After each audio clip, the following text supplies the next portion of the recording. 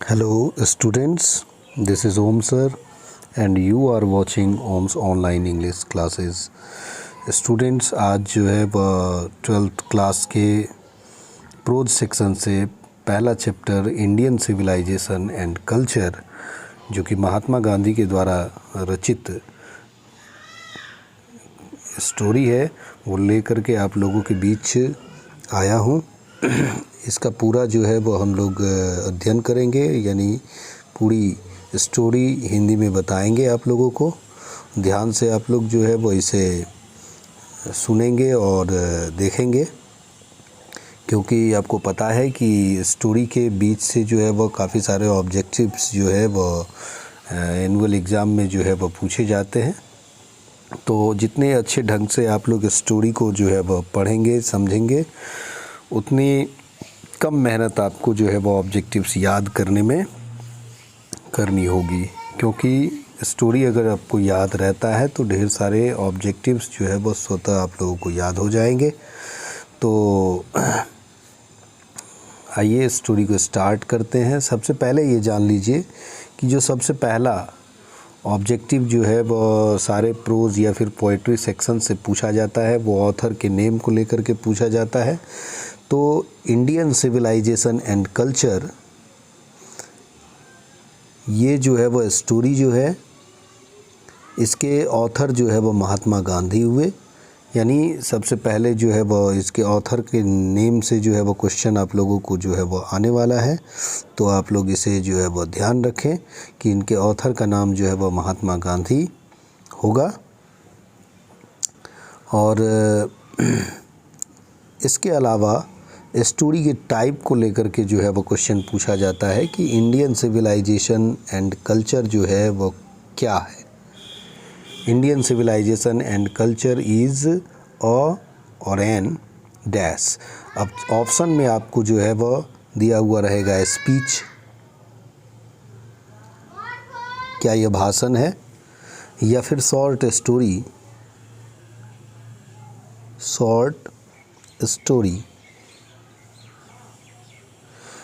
या फिर ऐसे। ये तीन ऑप्शन हो गए। इसके अलावा जो है वह आपको प्ले यानी कि नाटक, इस तरीके से चार ऑप्शन जो है वो दिए हुए रहेंगे। तो आपको इनमें से जो है वो इसका टाइप जो है वो बताना है कि इंडियन सिविलाइजेशन एंड कल्चर जो है वो क्या है। तो आप समझ सकते हैं कि यह एक जो है वो ऐसे है ना। तो हर एक चैप्टर जो आगे भी आप पढ़ने वाले हैं उस सब में आपको ये चीज़ें ध्यान में रखनी होंगी कि जो स्टोरी है उसका टाइप क्या है।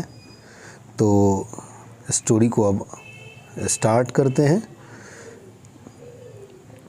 Indian civilisation and culture is an extract, यानी यह एक एक्सट्रैक्ट है, पूरी कह सकते हैं कि कहानी नहीं है, ये उसका अंश मात्र है। लेकिन फिर भी यह स्टोरी थोड़ा सा लंबा है, एक दिनों में संभवतः ये पूरी जो है वो हो भी नहीं पाएगी। तो 2 दिनों में जो है वो हम लोग इस पूरे स्टोरी को जो है वो पढ़ने की कोशिश करेंगे। स्टार्ट करते हैं। भारतीय सभ्यता और संस्कृति, इंडियन सिविलाइजेशन एंड कल्चर।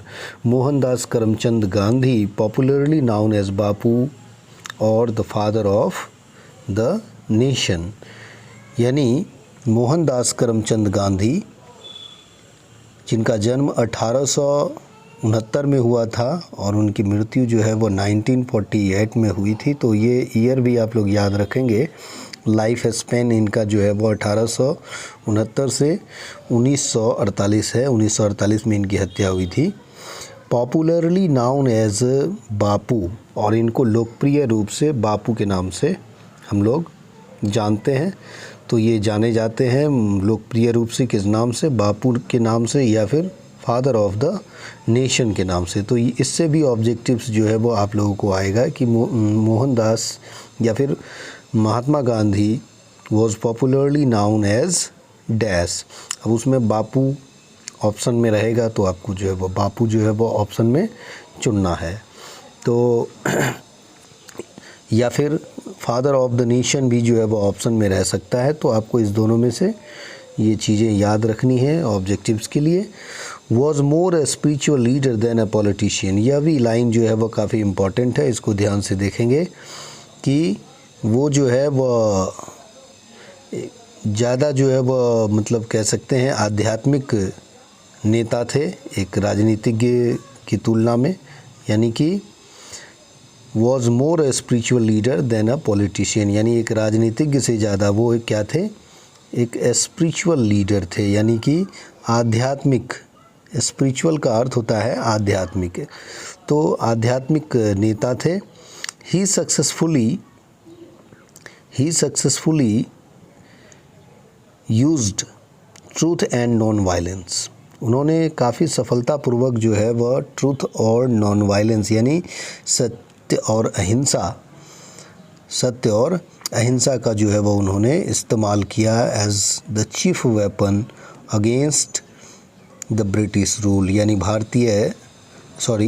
उन्होंने जो है वह सत्य और अहिंसा का इस्तेमाल जो है प्रमुख औजार के रूप में जो है वह अंग्रेज़ी शासन के ख़िलाफ़ किया। ब्रिटिश रूल अंग्रेज़ी शासन को कहते हैं in India, and helped India gain independence, और उन्होंने भारत को स्वतंत्रता दिलाने में मदद जो है वह पहुंचाई। गेन मतलब होता है प्राप्त करना, गेन मतलब लाभ भी होता है बच्चों। फ्रॉम 1915 टिल 1948, यानी 1915 से 1948 तक। कब से कब तक बच्चों? फ्रॉम 1915 टिल 1948, यानी 1915 से 1948 तक।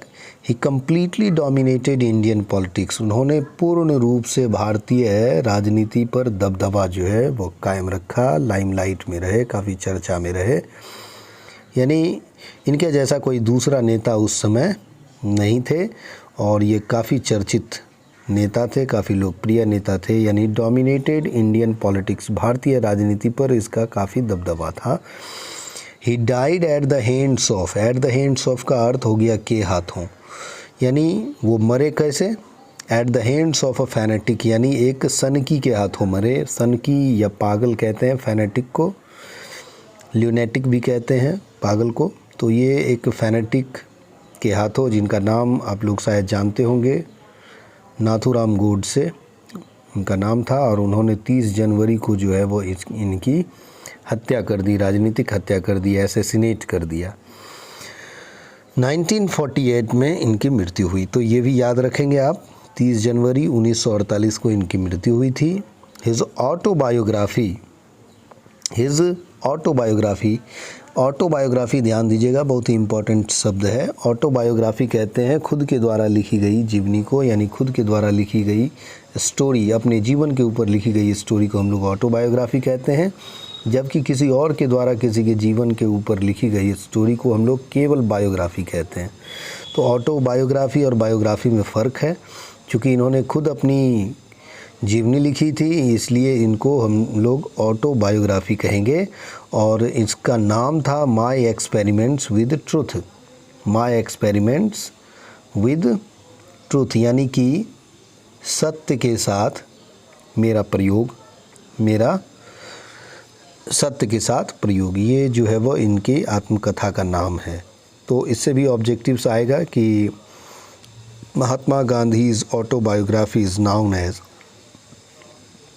तो ध्यान में रखिएगा माय एक्सपेरिमेंट्स विद ट्रूथ, या फिर ऐसे भी इसको पलट करके जो है वो ऑब्जेक्टिव पूछा जा सकता है, my experiments with truth is a dash, तो एन ऑटोबायोग्राफी हो जाएगा, है ना। ऑप्शन में आपको बायोग्राफी, ऑटोग्राफी, फोटोग्राफी, कार्टोग्राफी, ये इस तरीके से ग्राफी लगा हुआ शब्द जो है वो दिया रह सकता है, तो ये ध्यान में रखेंगे।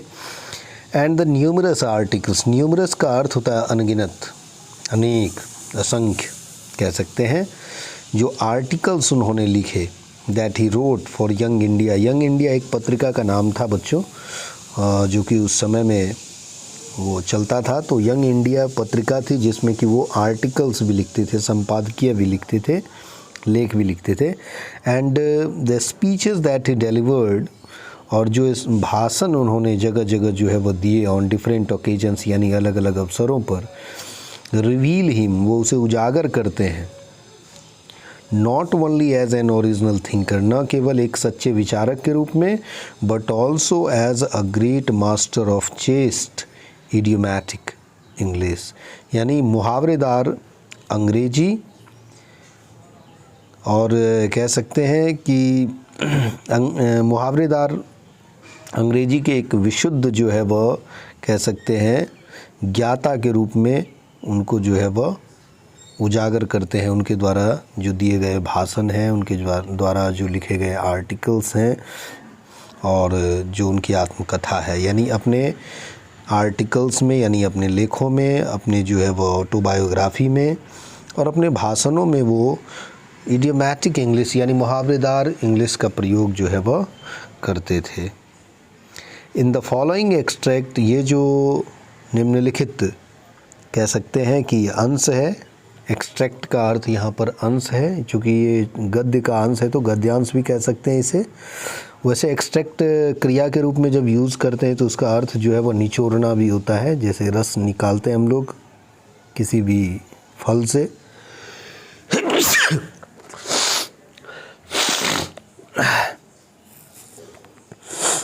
तो उसे हम लोग एक्सट्रैक्ट कहते हैं। Indian civilisation and culture,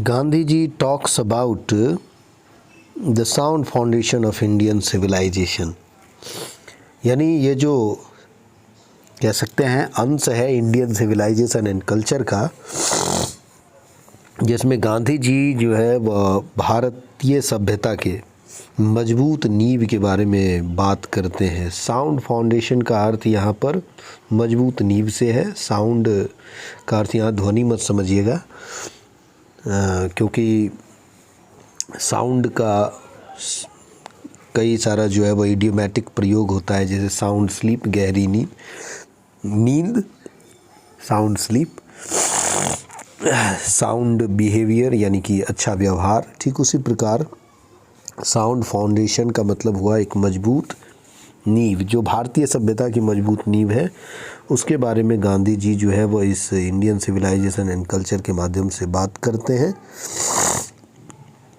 which has successfully withstood the passage of time, जो कि समय बीतने के साथ साथ सफलतापूर्वक जो है अपने आप को विदस्टैंड किए हुआ है, यानी कहने का मतलब है अपने आप को कायम रखे हुआ है। विदस्टैंड का अर्थ होता है कायम रखना, यानी बर्दाश्त करना, सहन करना। विदस्टैंड का ही V2 वाला फॉर्म है ये, विदस्टूड। विच हैज़ यहाँ V3 है दरअसल, क्योंकि आगे हैज है। Which has successfully withstood the passage of time, जो कि समय के साथ साथ अपने आप को कायम रखा है भारतीय सभ्यता ने, है ना। तो उसी के मजबूत नींव के बारे में गांधी जी बात करते हैं। द वेस्टर्न सिविलाइजेशन, याद रखिएगा इसमें वेस्टर्न सिविलाइजेशन और ईस्टर्न सिविलाइजेशन की बात की गई है, यानी इंडियन सिविलाइजेशन जो है वो ईस्टर्न सिविलाइजेशन है, जबकि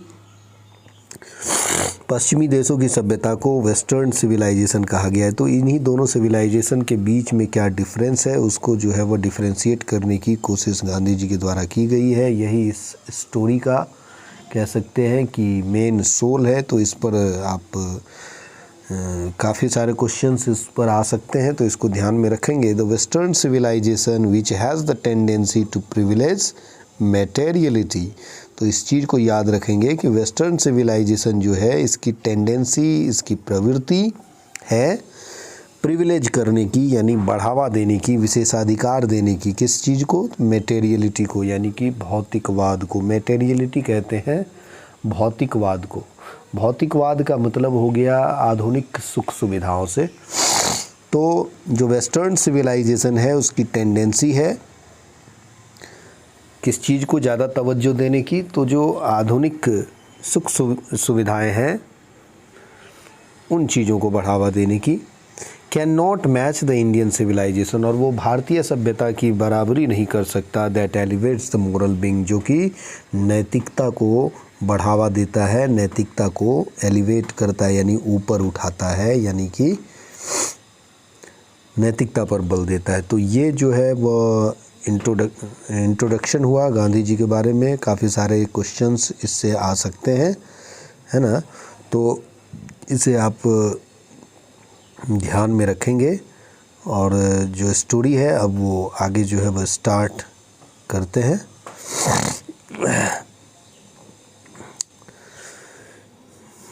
तो Indian civilisation and culture.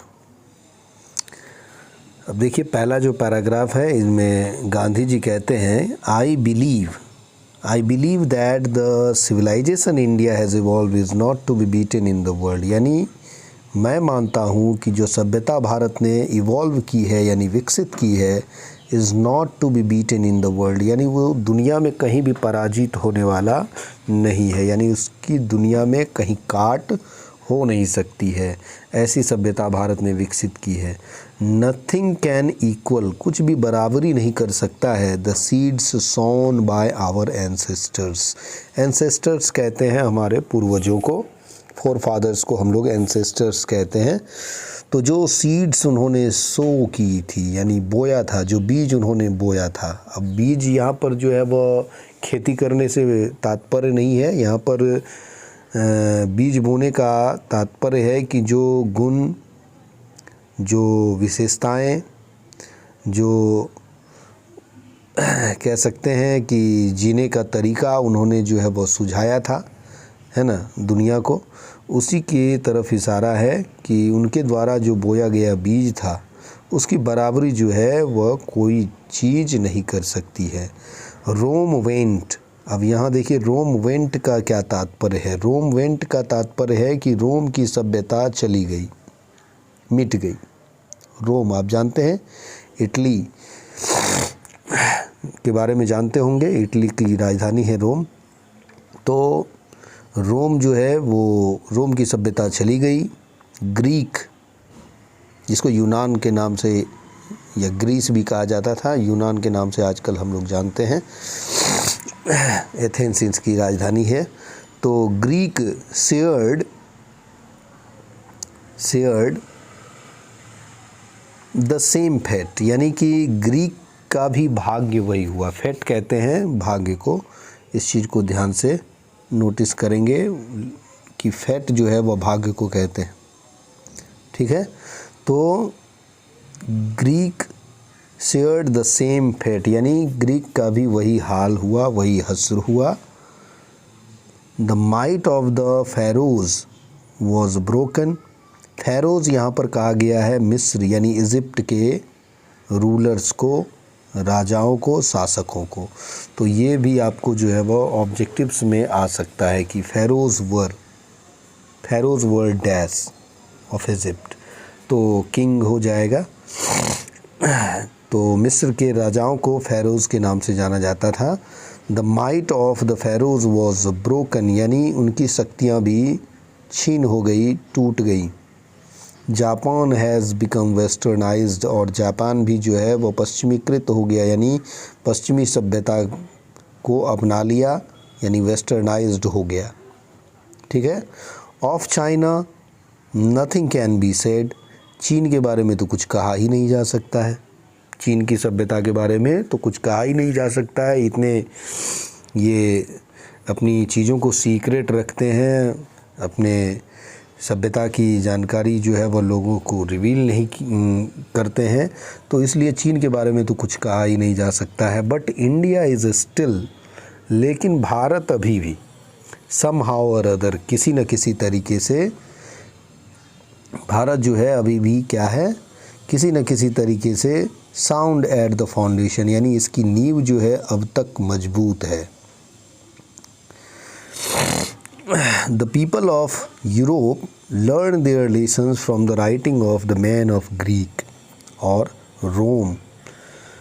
The people of Europe यानी यूरोप के जो लोग हैं, learn their lessons यानी अपनी पाठ जो है वह सीखते हैं, यानी वो सीख लेते हैं किनसे, from the writings of the man of Greek और रोम, यानी रोम और ग्रीक के लोगों के द्वारा लिखे गए इतिहास से।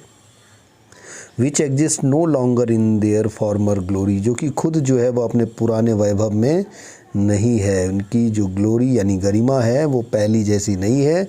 और उनके जो है वो लिखे इतिहास से वे लोग जो है वो सीख लेते हैं अपनी सभ्यता को आगे बढ़ाने के लिए।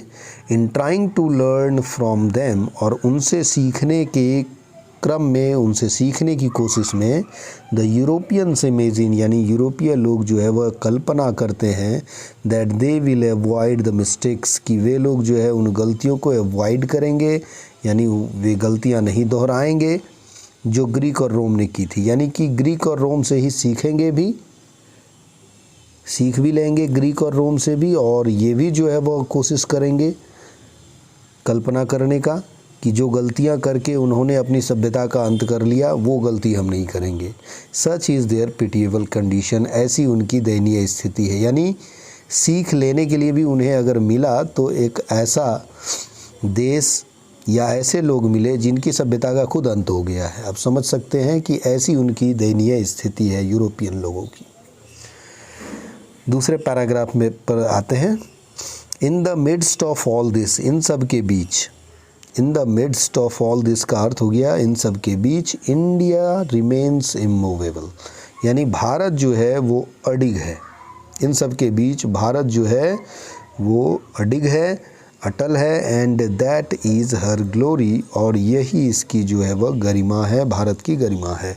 हर का प्रयोग यहाँ पर आप समझते हैं कि इंडिया के लिए किया गया है स्त्रीलिंग के रूप में, है ना। वैसे भी जानते हैं हम लोग भारत को माता के नाम, भारत माता कहते हैं, तो इसलिए हर ग्लोरी इसीलिए लिखा हुआ है। तो भारत जो है वो इमूवेबल है, भारत की सभ्यता जो है वो अडिग है, और यही इसकी ग्लोरी है। इससे ऑब्जेक्टिव पूछा जाएगा कि India's glory is that it is immovable, तो यह अडिग है। It is a charge against India, यह भारत के खिलाफ एक आरोप है। It is a charge, charge का अर्थ यहाँ पर आरोप है। Charge against India that her people, कि यहाँ के जो लोग हैं, आर सो अनसिविलाइज्ड, बहुत ही असभ्य हैं। यहाँ के भारत के लोगों को असभ्य कहा जाता है बाकी दुनिया के लोगों के द्वारा। तो इसलिए गांधी जी का मानना है कि ये एक प्रकार का आरोप है, इसमें सच्चाई नहीं है कि भारत के लोग अनसिविलाइज्ड हैं, इग्नोरेंट अज्ञानी हैं, एंड स्टॉलिड यानी कि मंदबुद्धि हैं। That it is not possible to induce them to adopt any change, किसी भी प्रकार के बदलाव को अडॉप्ट करने के लिए जो है इन्हें प्रेरित नहीं किया जा सकता। इंड्यूस का अर्थ यहाँ पर प्रेरित करने से है। तो यानी कि ये जो आरोप है कि भारत के लोग असभ्य हैं, इग्नोरेंट हैं यानी अज्ञानी है, स्टॉलिड है, मंदबुद्धि है, धीमे सीखते हैं, और उन्हें जो है वह किसी भी बदलाव के लिए जो है बदलाव को अपनाने के लिए इंड्यूस नहीं किया जा सकता, प्रेरित नहीं किया जा सकता। ये सब बस भ्रांतियां हैं, इसमें सच्चाई नहीं है, ये गांधी जी का मानना है। It is a charge really against our merit, हमारी जो मेरिट है, हमारी जो क्षमता है, उसके ऊपर यह बिल्कुल जो है वह आरोप है। हमारी मेरिट कुछ और है और लोग कुछ और जो है वह हम लोगों के बारे में सोचते हैं। What we have tested and found true on the anvil of experience, Gandhi ji का कहना है कि what we have tested, जो हमने परखा है, and found true, और जो सही पाया है, on the anvil of experience, यानी कि अनुभव की कसौटी पर, अनुभव की कसौटी पर जो हमने सही पाया है, जो हमने परखा है, उसके बाद तो हम बदलने का दुस्साहस कर ही नहीं सकते। We dare not change, we dare not change, dare यहाँ मॉडल वर्ब है स्टूडेंट्स, तो वी डेयर नॉट चेंज, हम बदलने का दुस्साहस, हिमाकत नहीं कर सकते। Thrust their advice upon India, कई लोग जो हैं वो अपनी सलाह जो है भारत के ऊपर थोपने का प्रयास जो है वह करते हैं। एंड सी रिमेन्स स्टडी, लेकिन भारत जो है वो स्थिर रहता है, विचलित नहीं होता है। दिस इज़ हर ब्यूटी, और यही इसकी सुंदरता है। It is the sheet anchor of our hope, और यही हमारे आशा का प्रमुख आधार है। सीट एंकर एक फ्रेज है जिसका अर्थ होता है प्रमुख आधार।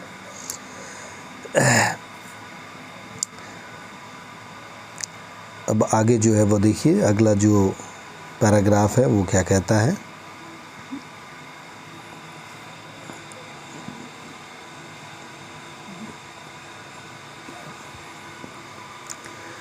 Civilisation is that mode of conduct, यानी सभ्यता जो है व्यवहार का वह जो है वह मोड है यानी साधन है, विच पॉइंट्स आउट टू मैन, जो मनुष्य को इंगित करता है, दिखाता है, द पाथ ऑफ ड्यूटी यानी कर्तव्य का मार्ग। कर्तव्य का मार्ग जो है वह मनुष्य को दिखाता है। सभ्यता जो है वो व्यवहार का, कंडक्ट कहते हैं व्यवहार को, है ना। तो व्यवहार का वो मोड है यानी साधन है सभ्यता, जो कि मनुष्य को कर्तव्य का मार्ग दिखाता है। परफॉर्मेंस ऑफ ड्यूटी, और कर्तव्य के निर्वहन को भी जो है वह दर्शाता है। एंड ऑब्जर्वेंस ऑफ मॉरलिटी, और मॉरलिटी यानी कि नैतिकता का अवलोकन कराता है ना। तो performance of duty and observance of morality यानी कर्तव्य का निर्वहन एंड ऑब्जर्वेंस ऑफ मॉरलिटी यानी नैतिकता का अवलोकन आर कन्वर्टिबल टर्म्स। ये जो है वह कन्वर्टिबल टर्म्स हैं यानी चेंजेबल टर्म्स हैं, बदल सकते हैं। टू ऑब्जर्व मॉरलिटी यानी नैतिकता का अवलोकन करना, इज़ टू अटेन मास्टरी, उसका तात्पर्य है टू अटेन मास्टरी यानी कि महारत हासिल करना ओवर आवर माइंड्स यानी अपने दिमाग के ऊपर, अपने मन के ऊपर, एंड आवर पैशंस और जो हमारा जुनून है, शौक़ है, उसके ऊपर जो है वह मास्टरी यानी नियंत्रण जो है वह रखना जो है वह होता है मॉरलिटी को ऑब्ज़र्व करना। अगर हम मॉरलिटी को अपनाए रखते हैं यानी नैतिकता का अनुसरण करते हैं, अवलोकन करते हैं, तो इससे हम अपने मन पर और अपने पैशंस यानी कि हमारे जो शौक़ हैं, हमारा जो जुनून है, उस पर हमारा मास्टरी रहेगा, उस पर हम नियंत्रण रख पाएंगे। सो डूइंग यानी ऐसा करते हुए, वी नो आवर सेल्व्स, और ऐसा करते हुए हम अपने आप को जान पाते हैं। The Gujarati equivalent for civilization means good conduct, ये भी ऑब्जेक्टिव में पूछता है, ये लाइन बहुत ही इम्पॉर्टेंट है। द गुजराती एक्विवेलेंट यानी गुजराती जो कह सकते हैं कि एक्विवेलेंट शब्द है, यानी गुजराती का जो समतुल्य शब्द है सभ्यता के लिए, उसका अर्थ होता है गुड कंडक्ट यानी कि अच्छा व्यवहार, अच्छा आचरण, यानी अच्छा आचरण का ही है ना दूसरा नाम है सिविलाइजेशन गुजराती में। If this definition be correct, अगर यह परिभाषा सत्य हो, सही हो, देन इंडिया, तब भारत, as so many writers have shown, जैसा कि कई लेखकों ने दिखाया है पहले भी, has nothing to learn from anybody else, किसी और से कुछ सीखने की आवश्यकता तब भारत को नहीं है। अगर यह परिभाषा सही है कि गुड कंडक्ट ही अगर सिविलाइजेशन है यानी अच्छा आचरण ही सभ्यता है, तब यह जो परिभाषा है वो बिल्कुल फिट बैठती है भारत के ऊपर, क्योंकि भारत अच्छे आचरण को जो है वह शुरू से जो है वह अपनाए हुआ है, और अगर अच्छा आचरण है इसका मतलब सिविलाइज्ड है। तो इसलिए कहता है कि कई लेखकों ने पहले भी कहा है कि then India has nothing to learn from anybody else, यानी किसी और से, किसी अन्य सभ्यता से जो है वह भारत को सीखने की तब कोई आवश्यकता नहीं है। And this is as it should be, और यह बिल्कुल वैसा ही है जैसा कि इसे होना चाहिए। भारत की सभ्यता बिल्कुल वैसी ही है जैसा कि इसे होना चाहिए। We noticed that the mind is a restless bird, यानी हम यह नोटिस करते हैं, हम यह देखते हैं कि माइंड हमारा यानी मन जो है वो एक बेचैन चिड़िया के समान है। ये भी बहुत ही इम्पोर्टेंट लाइन है इस स्टोरी का, इसको ध्यान में रखेंगे। We notice that mind is a restless bird, यानी माइंड जो है वो एक, यानी हमारा मन जो है वो एक बेचैन चिड़िया है, इसको कभी चैन नहीं मिलता है।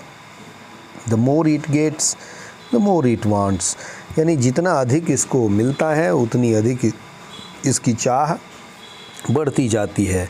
ये ध्यान रखिएगा, कॉम्परेटिव डिग्री के पहले द का प्रयोग जो है वह यहाँ दोनों ही कह सकते हैं कि सेंटेंस में हुआ है। The more it gets the more it wants, दोनों ही क्लाउज में द का प्रयोग हुआ है कॉम्परेटिव डिग्री के पहले, जो कि यूजुअली होता नहीं है। कॉम्परेटिव डिग्री के पहले नहीं बल्कि सुपरलेटिव डिग्री के पहले हम लोग द का प्रयोग करते हैं। लेकिन यहाँ हम देख रहे हैं कि कॉम्परेटिव डिग्री, तो ये जो है प्रोपोर्शनल इंक्रीज़ और डिक्रीज़ को दिखाने वाले कंडीशन में कंपैरेटिव के पहले द का प्रयोग होता है। देखिए आप, जितना अधिक मन को मिलता है उतनी अधिक चाह बढ़ती है, यानी कि अधिक मिलता है और चाह भी बढ़ती है। तो ये प्रोपोर्शनल इंक्रीज है, इस वजह से यहाँ पर कंपैरेटिव के पहले द लगा हुआ है। तो ये बहुत ही इंपॉर्टेंट लाइन है। The more it gets the more it wants and still remains unsatisfied, और इसके बावजूद भी यह असंतुष्ट ही रहता है। The more we indulge in our passions, जितना अधिक हम अपने जुनून, जितने अधिक हम अपने शौक़ में इंडल्ज होंगे यानी कि संलिप्त रहेंगे, the more unbridled they become, तो हमारा मन, हमारा जो पैसन, हमारा जो शौक़ है वो उतने ही बेलगाम हो जाते हैं। अनब्राइडल्ड का अर्थ है यहाँ पर बेलगाम, यानी जितने अधिक हम शौक़ में डूबेंगे उतने अधिक हमारा शौक़ जो है वो बढ़ता जाएगा, उतने अधिक उस पर से हमारा नियंत्रण ख़त्म होता जाएगा, यानी वो बेलगाम हो जाएंगे। आप आज देख सकते हैं कि इसी का नतीजा है कि हम लोग कितनी भी अच्छे से अच्छे फ़ोन जो है वो ख़रीद लेते हैं, जैसे ही नया फ़ोन मार्केट में आता है फिर मन करता है कि ओह काश ये फ़ोन लिए होते, ये नहीं लेते, ये ले लेते तो अच्छा था, है ना। तो हम लोग VGA कैमरा से मेगापिक्सल पे पहुंच गए हैं, 108 मेगापिक्सल तक पहुंच गए हैं, है ना। फिर भी नया फ़ोन जैसे ही लॉन्च होता है तो ध्यान उसी पर रहता है कि चलो 108 से भी अच्छा जो है वो फ़ोन जो है वो आ गया है, अच्छा कैमरा वाला फ़ोन आ गया, वो लेना है। तो इस तरीके से हम इसको समझ सकते हैं कि हमारे मन को कभी भी जो है वो संतुष्टि नहीं मिलती है। यह बिल्कुल एक बेचैन चिड़िया के समान है। जिस प्रकार चिड़िया को कहीं भी चैन नहीं होता है, आप देख सकते हैं वो इस डाल से उस डाल फुदकते रहती है ना, बिल्कुल रेस्टलेस रहती है। वो किस वजह से, तो आप समझते हैं उनका नेचर होता है कि वो एक जगह ज़्यादा समय तक टिक नहीं सकते, उसे हमेशा जो है शिकार होने का ख़तरा रहता है। तो इसलिए जिस प्रकार एक चिड़िया बेचैन रहती है, ठीक उसी प्रकार हमारा मन भी बेचैन रहता है। The more we indulge in our passions the more unbridled they become, यानी जितने अधिक हम अपने पैसन में डूबते हैं, संलिप्त होते हैं, इंडल्ज का अर्थ होता है डूबा रहना, संलिप्त रहना, उतने वे अनब्राइडल्ड हो जाते हैं। Our ancestors therefore set a limit to our indulgence, इसलिए हमारे एंसेस्टर्स ने जो है वो हमारे इंडल्जेंस यानी संलिप्तता की एक सीमा जो है वो निर्धारित कर दी। They saw that happiness was largely a mental condition, उन्होंने देखा कि जो खुशहाली है वो एक मानसिक स्थिति है, मानसिक दशा है। यानी कहने का मतलब है कि खुशहाली जो है वो एक मानसिक स्थिति मात्र है और कुछ नहीं है। अगर खुश रहना चाहें तो हम कम में भी खुश रह सकते हैं, और अगर खुश ना रहना चाहे तो हमें कितना भी धन क्यों ना मिल जाए, कितनी ही ताकत क्यों ना मिल जाए, हम जो है वो अनसेटिस्फाइड ही यानी रह सकते हैं। तो इसलिए आज बस यहीं तक जो है वो हम लोग रखेंगे स्टोरी को। आगे जो है वो नेक्स्ट पैराग्राफ 6 से जो है वो कल जो है वो इस पर चर्चा करेंगे। तो जितने भी इसमें ऑब्जेक्टिव्स के एंगल्स मैंने बताए उस पर जो है वो ज़्यादा ध्यान देंगे, बार बार इसको सुने समझे। आज के लिए बस इतना ही। Good bye.